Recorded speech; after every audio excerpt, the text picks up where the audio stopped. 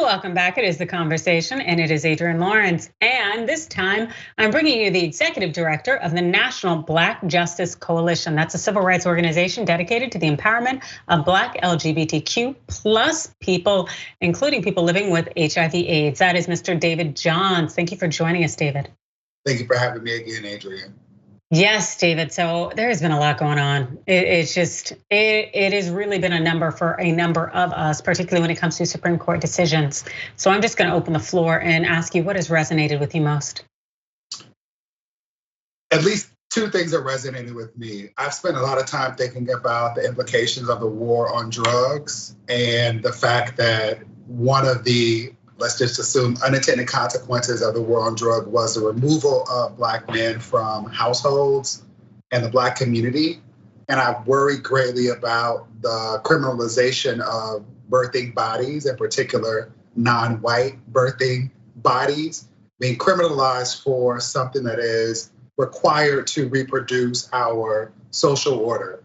As a sociologist, someone who recently obtained a PhD in sociology, I understand that societies are recreated by being able to birth new generations of people who understand the importance of recreating an established social order, and knowing that white people in the way that we conceptualize them are diminishing with regard to birthing patterns and the ability to live long lives continues to vex me when I think about the attacks on non-white bodies in this regard. The second thing that gives me great concern and keeps me up at night, to be quite honest, is knowing the lines of the poem, And Then They Came, which is that the attacks on certain members of our community, right? All of us are human beings who exist in a society that marks us as different based on socially constructed identity constructs, right?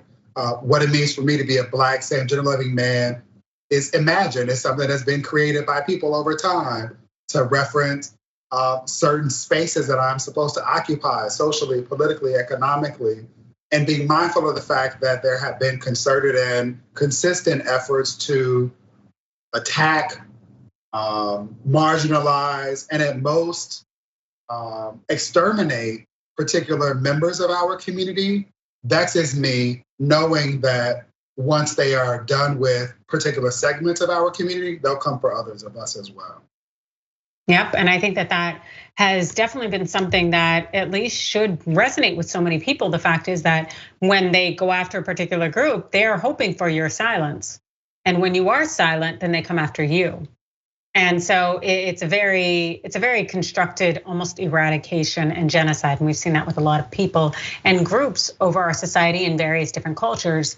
And it's very shocking to see that we continue to relive this history, it seems, day in and day out. And especially when it comes to the reversal of Roe v. Wade. And we're seeing it, the pattern happen again in terms of we are not only regressing, but we are also continuing to allow people to encroach upon spaces where individual civil rights are being removed, and then it'll be the next set of groups' rights and so on and so forth. So what would you want people to know? What I want people to know is that no one is safe, that all of us are implicated in this all-out assault on the rights of members of our civilization, people who are humans, who should have autonomy over their bodies, if nothing else. And in this moment, I am acutely aware of the fact that there were a significant percentage of white women who voted for Donald Trump, who enabled the packing of this court to be able to overturn Roe and possibly other civil rights that have been granted by the judicial branch when the legislative and executive branch did not live up to its responsibilities with regard to living out the will of our populace, of our community more generally. And my hope is that if at no other point in our history that we understand the words of Bell Hooks, who talked about that every generation is responsible for defending democracy. And our democracy in this country in particular is infinitesimal, right? Like we are infants with regard to the development of other countries around the world. And I hope that those of us who have enjoyed being American citizens, who have celebrated independence heretofore, understand that we are obligated to stand up in defense of the rights of other citizens, or people who are not in positions of privilege or power heretofore, but who deserve to have their civil rights respected by every branch of government, in particular the judicial branch. And it seems that people are so comfortable with allowing tyranny to exist as long as it serves their own objectives. But again, the reality is that tyranny will turn on you the moment that it realizes you have too much power. Literally. So yeah, and it's just very, I guess, disappointing that people don't see this, especially when we have history to inform us, and we've seen it. But then again, we see why there's so many members of the GOP who are invested in ensuring young people don't get the education that they need, because then if they see the patterns, they'll see it being used on them. But that's a whole different ballpark. I do know that there have been some definite developments when it comes to Black women, in particular when it comes to Brittney Griner.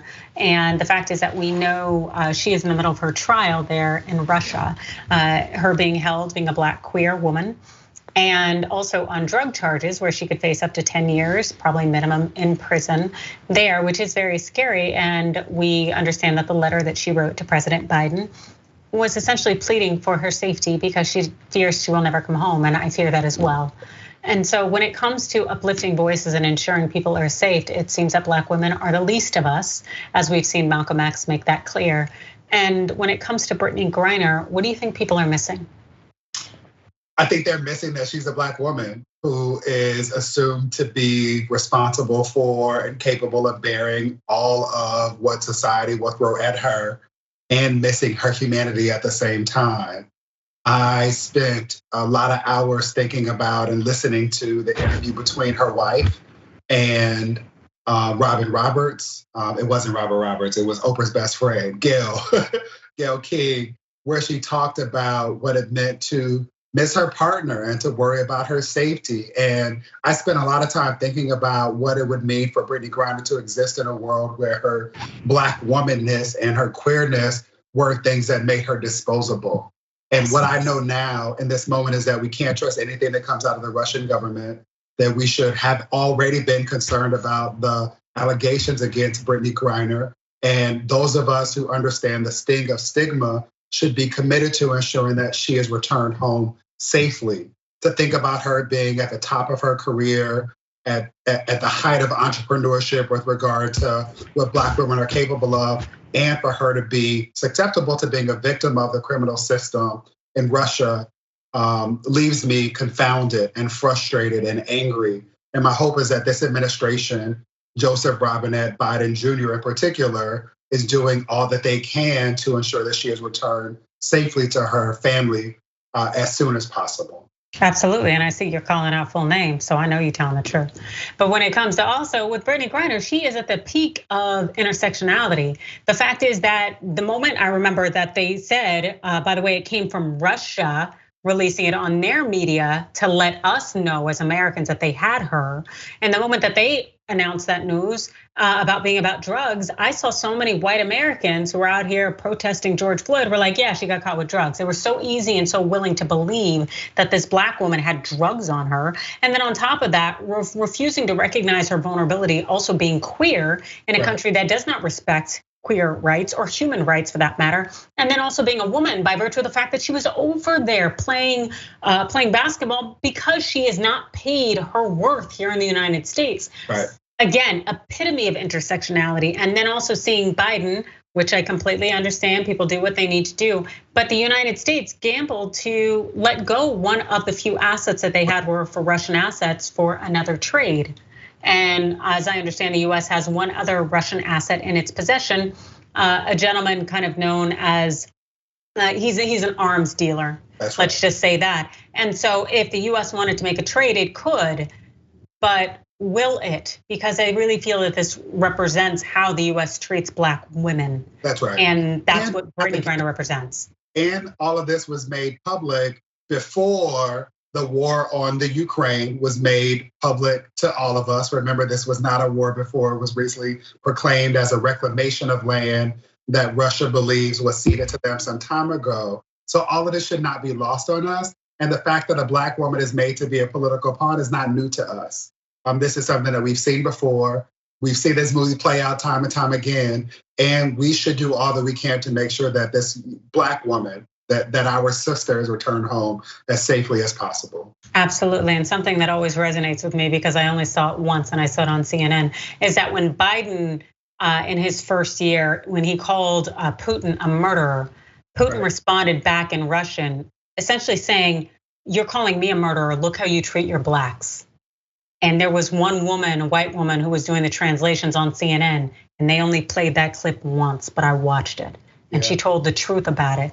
Because other people in the rest of the world, they see it, and I've seen it in my own travels of how they treat me when I say I am from the United States. They treat me very different than they treat my white brothers and sisters who go visit abroad, because they realize that I am marginalized and I am misrepresented, and that essentially I am preyed upon. And so there is something there that people need to recognize the rest of the world sees, and the fact that Putin is now using that as leverage, and hopefully the US will do what it needs to do, especially when it's saying out here that Black women are so important, especially when it comes to elections with the Democratic Party. But I know there is so much to unpack there, and I really, really appreciate you coming and joining us and sharing with us your insight. And so if there are people out there who want to get to know more, who want to follow you, follow your voice, follow the work that you do, where can they find you? I appreciate that. I would encourage people to reach out to the White House to let them know that they want Brittney Griner to be returned home safely. To the White House specifically, and the State Department more precisely. And you can follow us at NBJC on the move across digital platforms, and nbjc.org is our website. Thank you for making space for this conversation. Fantastic, thank you so much for joining us. That's David Johns, Executive Director of the National Black Justice Coalition. We really appreciate you joining us. Yeah.